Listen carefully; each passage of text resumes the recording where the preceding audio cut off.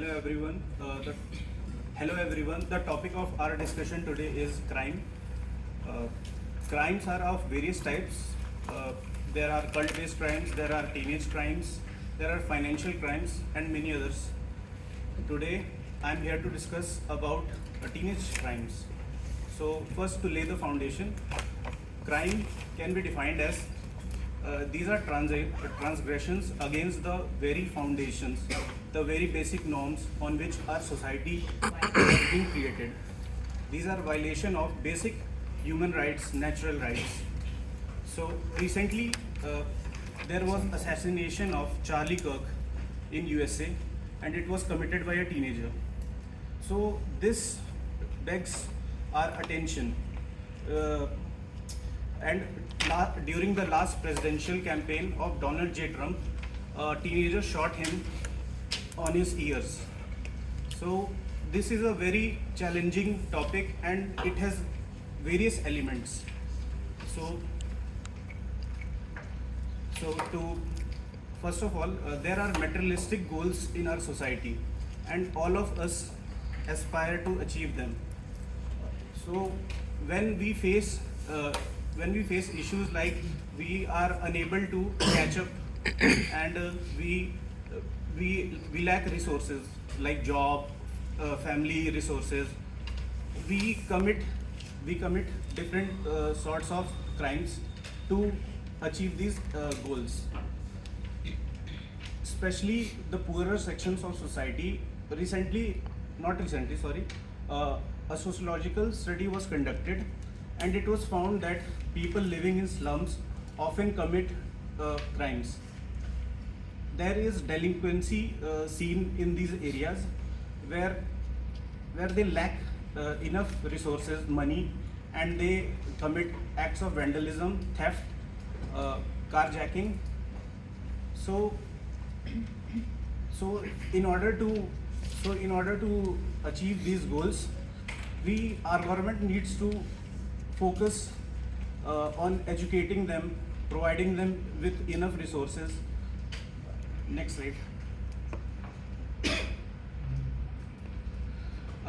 Social media, in this day and age, social media also plays a crucial role, where it provides a platform of cyberbullying. Often in retaliation, teenagers commit acts of violence. To avoid this, we need to educate our teenagers in our schools. We need to provide after school programs, remedials, where they can learn to avoid these things. And in this age, our prefrontal cortex is developing. So basically it means that we don't have control on our impulses. We can't gauge how to plan for long term. So in this case, we are often pressurized by our peers to commit acts which are not rightful. So there is a peer pressure in this group, and to fit in, we commit acts which we won't normally do. And on social media, people want to gain clout or online fame. So in order to gain such fame, they commit acts on video. They know that they will get caught and they will be legally booked by cops. Still they do so just for views and other things. Next slide. Close it behind you. If you want, you can go back a little bit. Safety network. And often we also see that in this age we are susceptible to manipulation. So manipulation can be done in two ways: interpersonal and through ideological. I'll go through both of them one by one. Ideological, religious groups, cults often develop a toolkit to change the mindset of a teenager. They provide toolkits, and often we have seen that people people join radical groups, terrorist organizations, and in interpersonal we have observed that gangs use children as a resource because they can't be booked under adult laws. So so basically, to avoid radicalization, we need to provide early stage help to these kids who are often from poorer sections. So now I would like to invite Vaibhav to explore further. Give Shivam a big hand, please.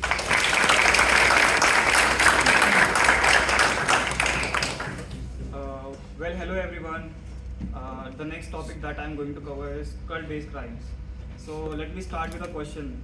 How many, if an influencer says that you add turmeric to milk and drink it, and that will increase your aura or energy, how many of you all believe it? So we'll answer that later. We'll get answers later.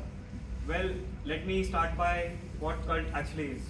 So cult is a group of people who are extremes with their mindset, extremes in their beliefs. And who is a cult leader? A cult leader is an influencer who has the power to control them. Well, a cult starts peaceful initially it starts peacefully, but in the end it turns out to be terrible. Well, if I would describe a cult in a single sentence, I would say that it starts with peace and ends in prison. So that's my introduction. And so I'll be presenting awards. So the first nominee that we have here is Mr. Ram Rahim.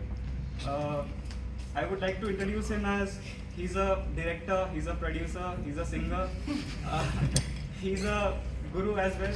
And lastly, he's Ram Rahim and Insan. Yes, that's his actual name. Mr. Ram Rahim Singh Insan, and it goes on. Well, the types of crimes that he has committed is SA, that's assault, and kidnapping, murder. And what he used to do previously is he used to garner or gather a large group of followers, and when he was convicted, the followers went haywire, they went crazy. Well, I have a question in mind that if he is a miracle man or a godman, then why can't he free himself from the bars? Well, I wonder that he is on bail now, so I think his miracle works. He's really a godman. So that brings me to our second contender, Mr. Nityanand, and he's the guy who created his he's the guy who created his country, and his country's name was Kailas. Well, it's not literally a country; it's a virtual country, I would say. And I cannot make my own bed at early in the morning, and this guy made an entire country out of nowhere. So he is a saint, but is not actually. And the crime that he has committed is he has turned his followers into close-eyeds, and he is on the run. He has done SA, he has done kidnappings, murders to hide his crimes. But he is now recognized as an international criminal, and he is on the run. The reason he is not captured is because he has eyes all over the world, and what they try to do is they try to hide him and conceal his location or position wherever he is. So he is currently on the run, and if escaping was a sport, then Nityanand would have got our country a gold medal. Okay, that brings us to our third topic, which was a cult named Heaven's Gate. This was formed by a man named Marshall. What he believed and made his followers believe is that the earth is going to recycle or is going to get destroyed and created all again. And he had this ideology that a comet is going to come to earth, and it's going to carry a UFO. I mean, how believable is that? His followers believed that, and he believed that the UFO is going to get them to a safer place. Well, what they actually did was they committed mass suicides, and they tried to escape Earth before the earth was going to be so-called recycled. Well, it sounds funny, but it's terrible if we think of it. I mean, how can someone outplay our logic that one can believe something like this, a UFO behind a comet? I mean, how does that even possibly occur? And that brings to our next nominee. That was a cult called Om Shirin Yoko, and it was created by a man named Shoko, and he was inspired by cultures and religions from Hinduism, Buddhism, and whatnot. These two are primarily the things that he have. Okay, so his ideology was that the earth is going to end, and unaliving, that's the appropriate word I would like to use. Unaliving people or sinners, I would say, he mentioned. Unaliving sinners would cleanse their souls. So he gathered a group of people and made them commit crimes, and believed that committing crimes would clean their souls. I mean, how ironic is that? And due to this, he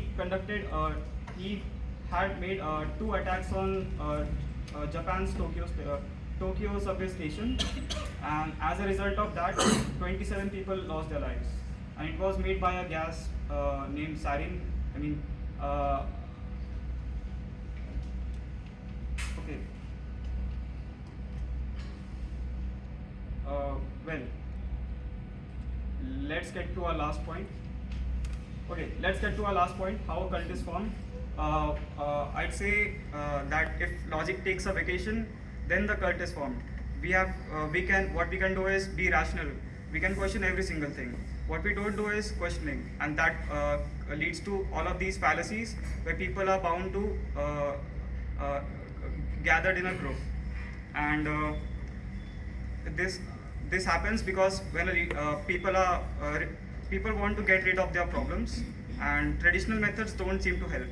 And when a person comes and claims that I can fix your problems, that's when people join these cults. And lastly, if there's any cult formation or any cult meeting, please feel free to invite me if there's any free food. And this is me if I would have been in an alternate dimension or alternate parallel planet. Okay. And lastly, I would like to announce the winner of the nominations we have done. And the winner is Mr. Next slide, please. And the winner is Mr. Ram Rahim. But obviously, because he was the one, he's the man, he's the rockstar, he's Rockstar Baba, and we all can relate with him, what happened previously. So that's my take, and I would like to invite Swaroop, and he'll be covering the topic of psychopaths.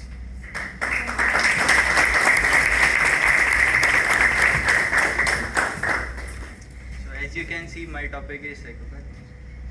So, first thing first, don't get scared by him. He is not here for your attendance or to collect your assignments here or to check them. What's your name? Swaroop. Swaroop, speak loudly. Or you want the mic? No. Speak loudly. So, may I start it again? So here he isn't for your assignments or your attendance. So just imagine if he comes knocking to your door and he just says, and pretends to be a salesperson and just says, "Hi, would you like to schedule your death today or next week?" So scary, right? So this is what they do, psychopaths and serial killers. So they try to be polite. They get into your house, and the next thing you know is you make it to a Netflix documentary with them as a victim. So as we are going to cover topic of serial killers and psychopaths, a very scary topic, such that you can sleep with your eyes wide open at night. So these guys are experts in faking emotions, as they can understand it very confidently. They can have confidence. They can fake smiles. even after looking at the foreign person, they do not understand what they are feeling and what pain they are causing to others. So they are not good at reading others, but they can fake their emotions at the best. So if they would do a presentation, they would ace every presentation they are doing. So not every serial killer or psychopath is a killer, but they are the person who are trying to be a controlling, or they want to control others' mindset.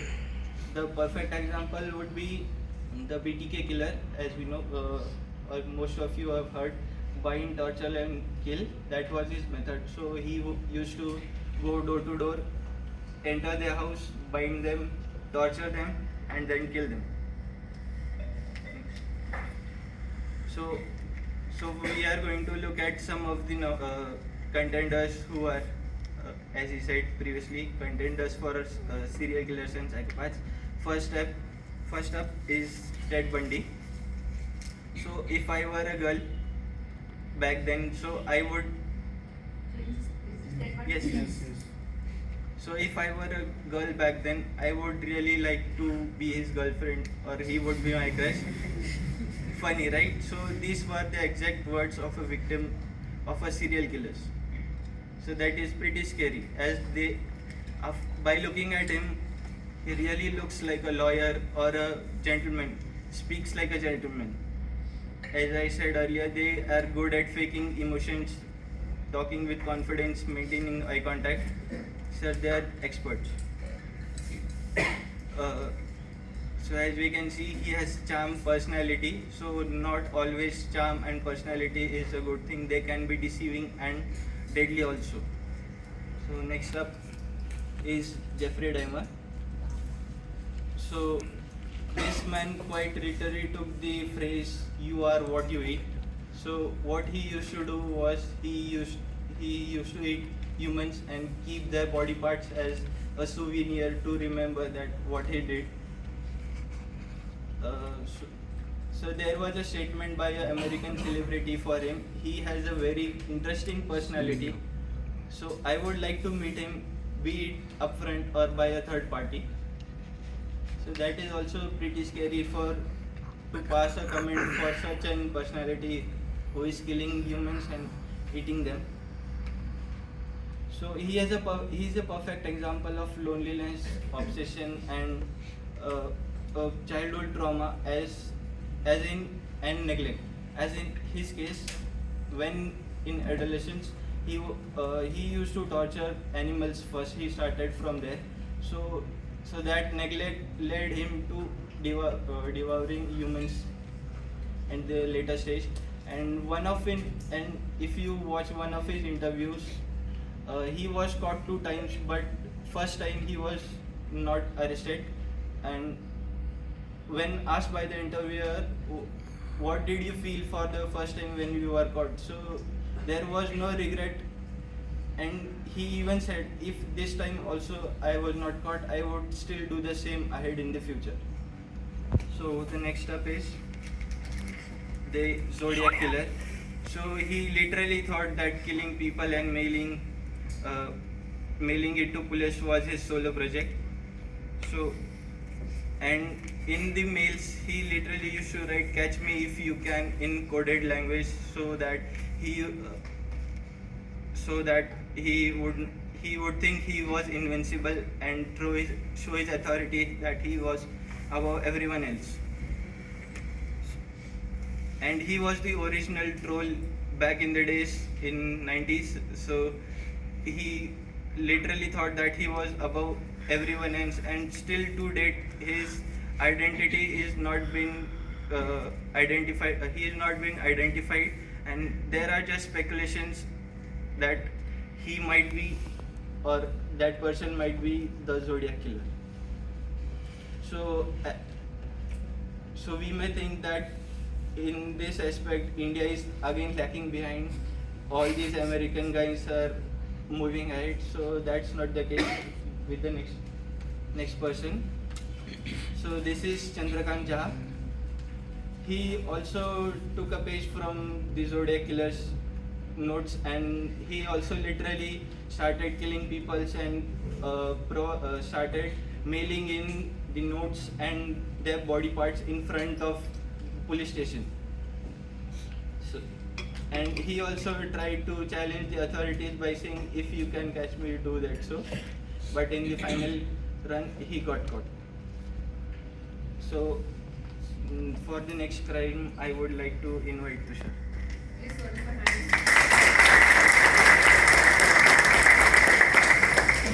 Okay, good afternoon. I'll be speaking on financial crimes. So, what exactly is a financial crime? It's basically using illegal You are or Tushar? yes, ma'am. It's basically using illegal or illicit methods to make money for your own personal gain, or basically manipulating financial systems to for in your favor and making money from that. So, next slide. So, some common types of financial crimes include bank frauds, money laundering, tax evasion, cyber crimes, etc. And we'll be exploring each of these one by one. Alright, so when you talk about financial crimes, there is one term that gets thrown around a lot, that is black money. Right? So whenever there's a raid in some politician's house and they find money hidden in their beds and in their cupboards, etc. So that exactly is what we call black money, right? And so basically black money it likes to stay hidden. It is allergic to taxes, right? So whatever money you make minus what you tell the government, whatever remains is your black money, which makes me come to my next topic, that is money laundering. So black money and money laundering, they go hand in hand. So the process of converting this black money into white money is called as money laundering. So let's say you have a cash business and you're serving 50 customers a day. But you tell the government that you're serving 100 customers a day, and you put in your black money into these remaining 50 customers, and whatever tax you pay is basically the downside, but whatever you make at the end is your black money converted into white money basically. Another severe type of financial crime is tax evasion. It's basically lying to the government, simply put. And lying in the sense that you don't tell the government how much customers you're serving, how much money you're exactly making, lying receipts, making fake receipts, etc. So a lot of this is involved in tax evasion. Next. Another type of crime is your insider trading. To simply put it with an example, let's say you have a friend who's working in Microsoft, and Microsoft says that they're going to be releasing a new product next week, which is going to be a hit, right? So which will make the stock prices go up significantly. So what your friend and you do is buy up Microsoft stocks beforehand, and when the prices increase, you sell the stocks and you make a lot of money.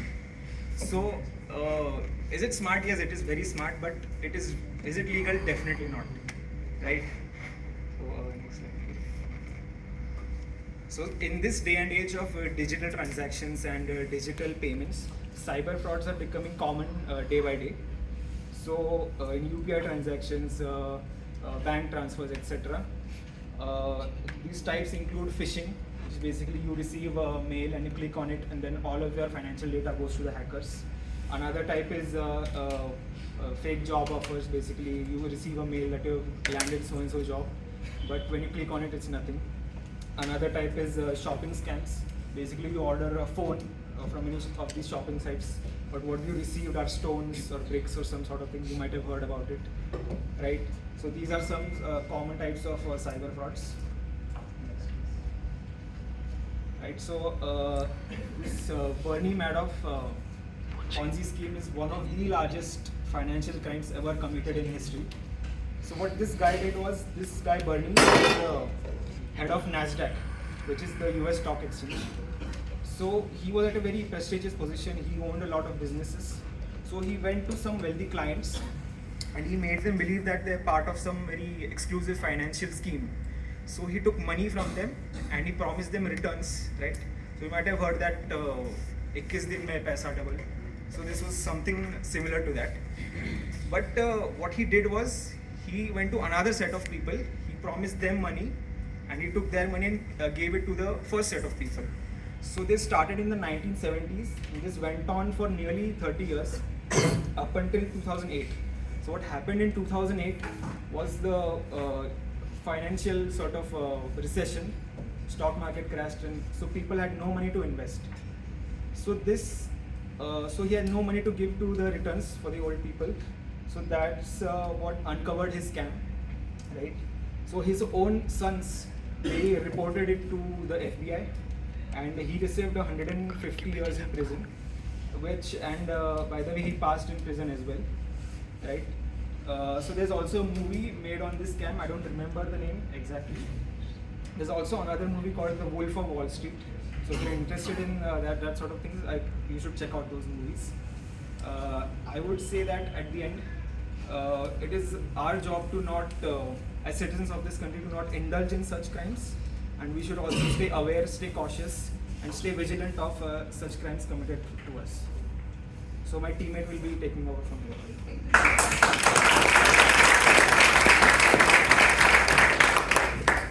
Good morning, everyone. So, You are Sarvan. Yes, Sarvan. Don't look back. Don't look back. so throughout the course of history, wars have shaped nations, rewritten borders, and changed the course of humanity. So, but behind the stories of victory and defeat, there lies a darker side, which no one knows. Like, No problem. Use your clippers.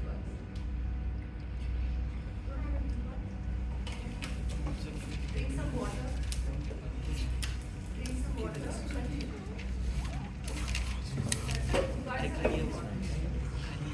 I'll start again. Okay, start again. But drink some water. Oh no. You're sure? Yes. Start again. So,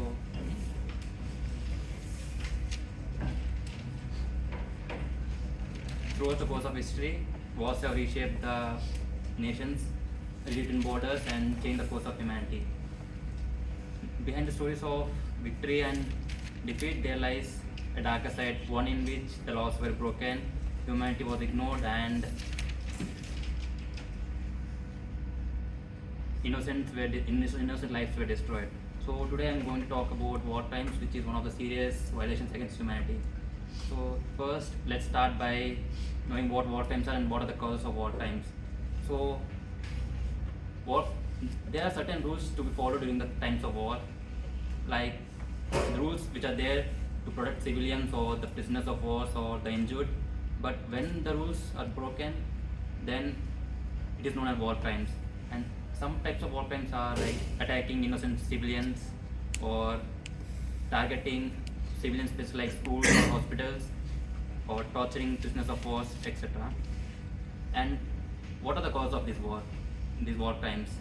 Like there are many causes of these war crimes, and like when the soldiers just follow the orders from the top without thinking about themselves and the consequences, and Go ahead.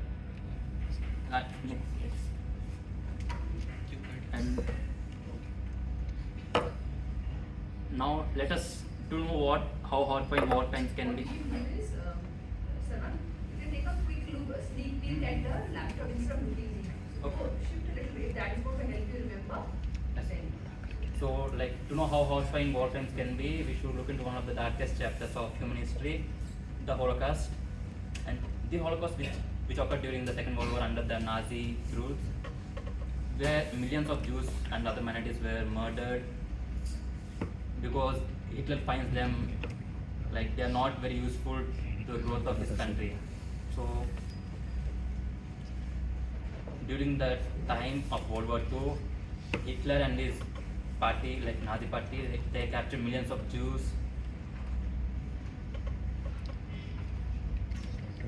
Millions of Jews and other minorities, and sent them to concentration camps where they either killed them through gas chambers or they died themselves because of forced labor or starvation.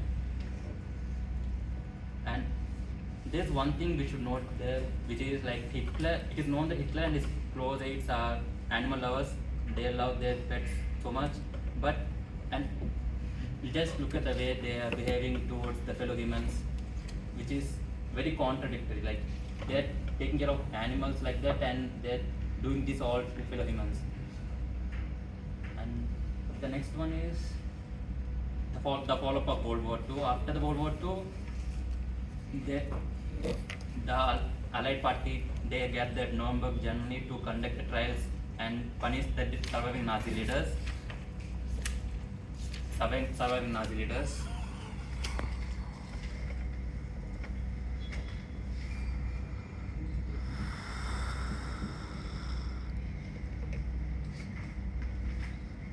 This is the first occurrence of such event where the leaders of the team are getting punished because of the crimes they did during the wars.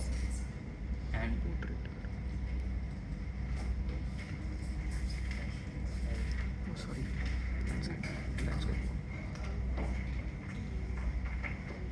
and now let's talk about how the justice is being served for the war crimes.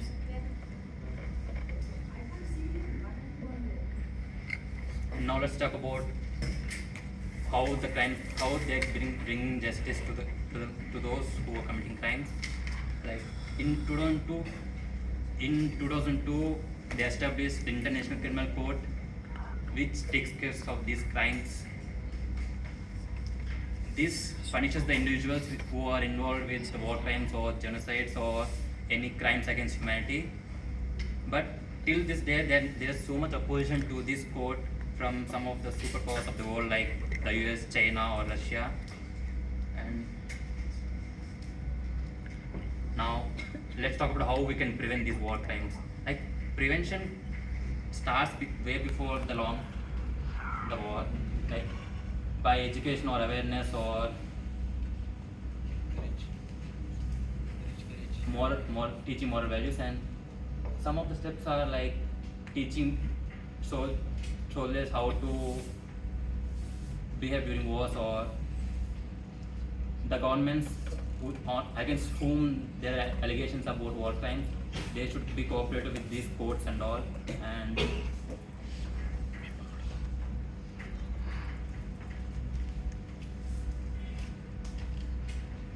Alright, Sarvam, you can hand over to the next speaker. now I'd like to invite Shivani.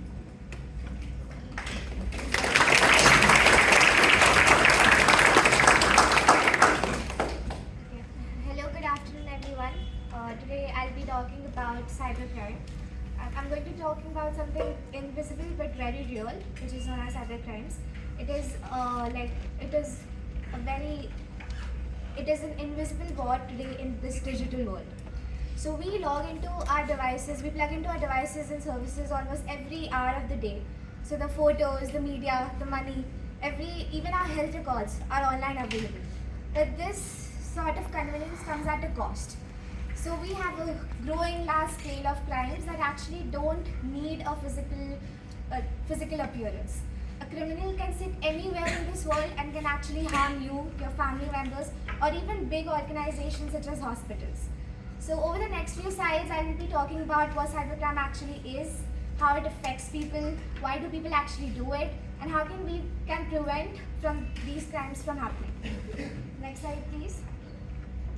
So, what actually cybercrime is? Any criminal activity that uses computers or networks as tools or targets or both can be termed as cybercrime. Now, there are different, but this definition does not actually tell you, or it actually hides the variety these cybercrimes can actually be, or how creative these crimes can be. Firstly, there's phishing, where fake emails and messages are used to trick you into revealing your passwords and bank details. Secondly, there is ransomware attacks, where your files are encrypted, and in order to release them, you're supposed to pay a certain amount. The third one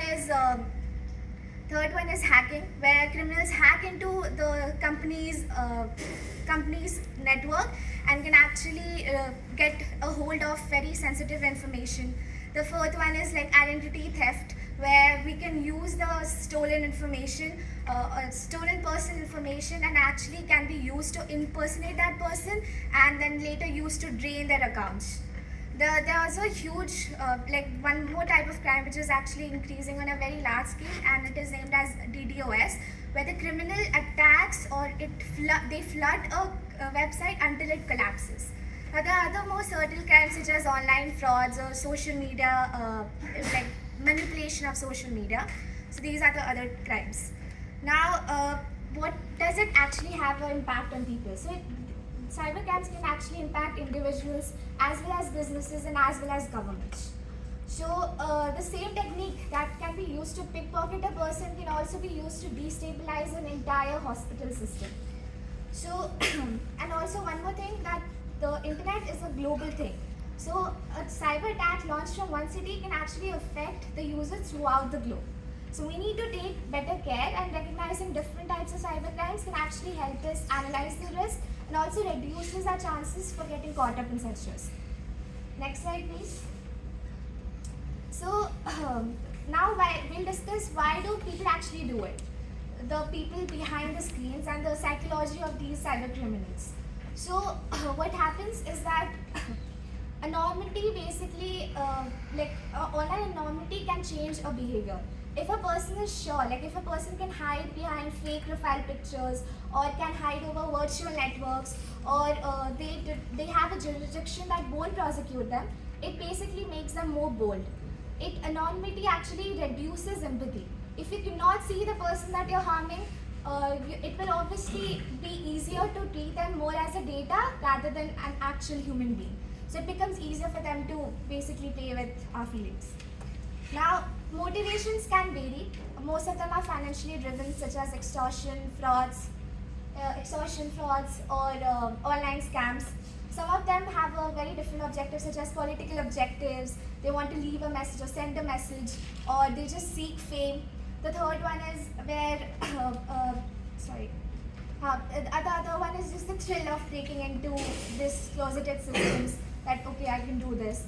And there are also insiders who do this, like for example, disgruntled employees who are not happy with the system and they abuse the access that they have to their systems. And now, like it can impact different individuals, different businesses and public services. For individuals, you can have lots of stress, you can have lots of anxiety, you can also lose trust in using online services like ever again. Now with businesses, it's more of a reputational loss. Like obviously your reputation will be decreased once your company suffer through such a crime. People won't trust you anymore, and also the recovery cost is also a lot. And like it can also actually affect public systems such as hospitals, and affecting public systems such as hospitals and power grid can actually threaten lives. So it's a very dangerous thing to happen. Next slide, please. So the next thing that I'm going to be talking about is the actual cybercrime that happened in real life. It is known as WannaCry. It happened in May of 2017, and in under 48 hours, 150 countries were affected by this. Thousands of hundreds of computers were locked up. Everybody had lost access to it. Why did it happen? It happened because there was some sort of vulnerability that was recently discovered by powerful intelligence agencies, and they had reported it. And once that vulnerability got leaked, these criminals actually projected and packaged it into a ransomware, and they sent it across the globe, and they locked all of the computers. They demanded obviously some sort of ransom, some sort of payment to let go of those let go of those files. And some of the people, out of desperation, they actually paid the amount, and the payment was in Bitcoin manner. And some of these people actually paid the amount, but it did not really, it was not guaranteed that your data will be recovered. Now, also what happened, in Britain, the National Health Service was badly affected by this. Like patients' records were lost. They did not have any access to those records anymore. And also the appointments were cancelled, the operations were cancelled, and even the ambulances had to be redirected. So it was a really huge loss that happened back in 2017. Next slide, please.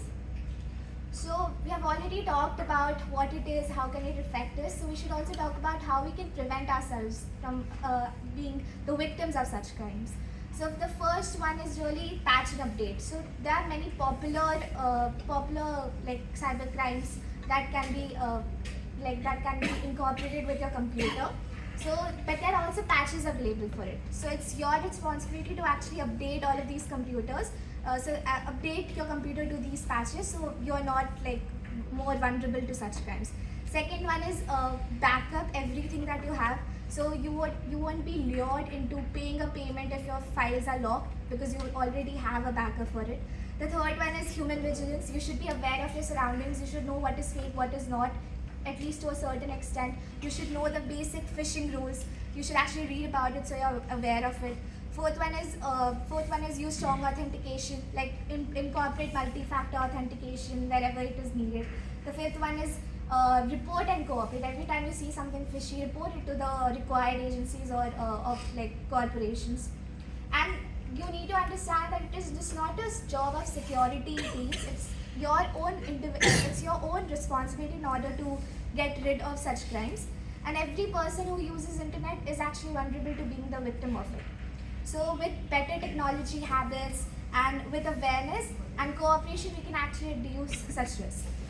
Now, we have already talked about almost all types of crime, so I would like to conclude it. So in the end, every form of crime, whether it is driven by belief or age or technology, it actually reflects that there is a deeper issue within our society.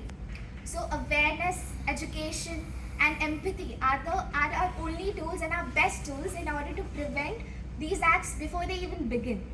So justice can punish these crimes, but only a collective responsibility can actually stop them. So on this note, I would like to end the presentation and end this conversation.